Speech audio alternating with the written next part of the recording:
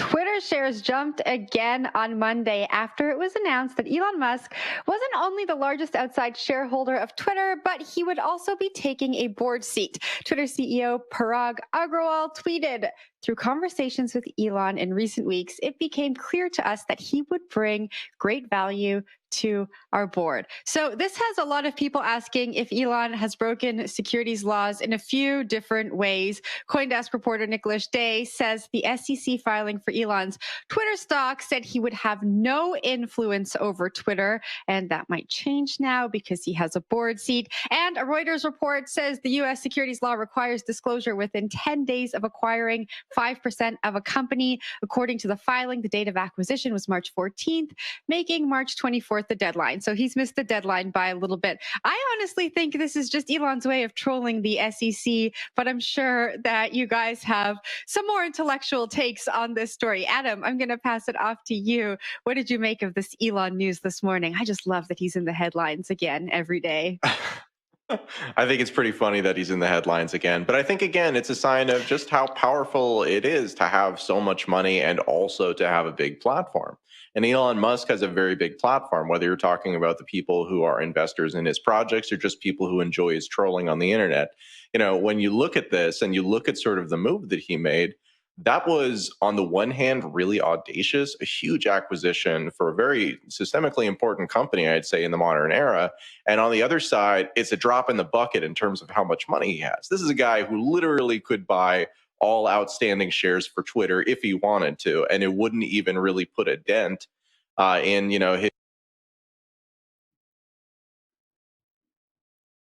He froze. Oh my goodness. Uh-oh. He's frozen. I will pick it up. It won't even put a dent in his money bags. This man is rich as hell. But anyway, I just think it's so funny that, again, Twitter's shitposter in chief is now calling the shots. We said this yesterday, right? He wasn't able to call the shots.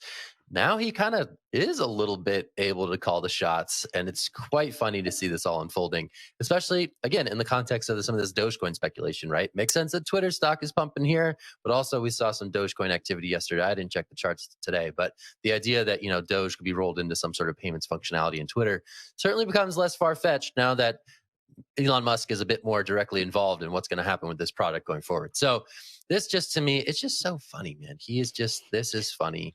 Love him or hate him, he is making headlines out here, and the silly timeline continues to unfold. But Jen, back to you.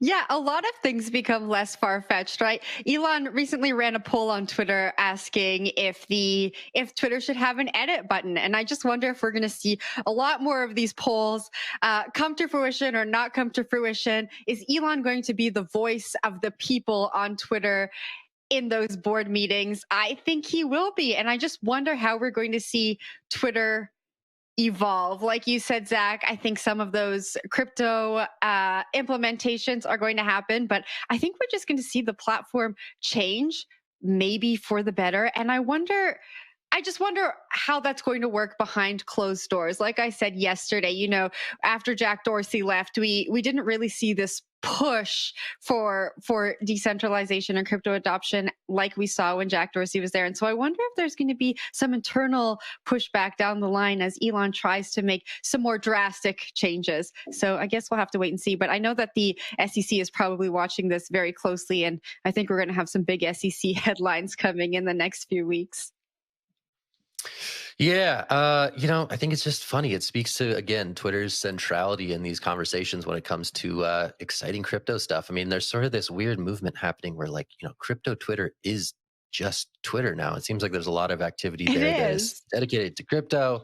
We saw NFT verification come up with a bit of a storm. We saw, all sorts of, Ether payments being added as a functionality in some of the Web3 tooling that Twitter itself has rolled out. And of course, the backdrop here that, Bitcoin, the backdrop here that, Jack Dorsey as a Bitcoin maximalist sort of stepping aside from Twitter leadership. And here comes the shitcoin brigade through Elon Musk with his Dogecoin advocacy over the years. So it's going to be interesting to see how this all unfolds, but over to you. Yeah, I mentioned the edit button, and I thought about Elon Musk, right? A lot of these SEC filings and SEC dramas that have happened with Elon Musk have come from his tweets. So it will be interesting if an edit button makes its way to Twitter and people are now able to edit what they're saying, how that's going to affect some of these cases where, celebrities are shilling projects and the SEC uses tweets as evidence in those. The SEC is going after Elon because of his tweets. I wonder how that's going to kind of change the discourse and change the change the, what's the word I'm looking for? I guess the ownership over what you're saying if you're able to edit tweets. We don't often see the SEC looking at Facebook posts or Instagrams because, and I don't know if it's because they're editable, but that might have something to do with it. So it'll be interesting to see what happens if Twitter does add that edit button. I think it'd be bad. It would add to the trolling, right? You retweet me and then I edit it and I say like the opposite of what you're, supporting, right? That's pretty trolly. Anyway.